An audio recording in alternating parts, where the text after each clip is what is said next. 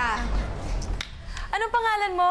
Zaira Peralta po. Nung nag-umpisa ka na ng pagkanta, parang nakita mo na kaming lahat biglang umatras sa aming mga... Okay, kay Sharon na to. Meron na siyang narinig sa boses mong special. So, congratulations to you.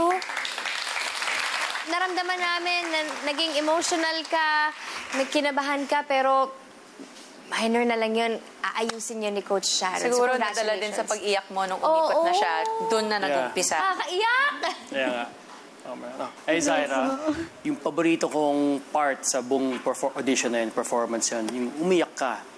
Tapos, kasi naramdaman ko yung saya, yung tears of joy mo eh. Yeah. So, napasmile na lang ako. So, maraming salamat sa moment na yun para sa akin. Hi, Zaira. Hello. Meron akong pelikula na ginawa ko nung mga 19 ako. Ang tawag sa kanya, Bituing Walang Ningning. Opo. Ang role ko doon ay isa akong tagahanga ng isang malaking superstar na mga awit na ginampanan ni Sherry Hill. Naalala mo yon? Opo. Napanood mo ba yung ending nun? Alam ko lang po yung lines. Ano yun? You're nothing but a second grade. Trying hard. Copycat! Ganun po. Ayan.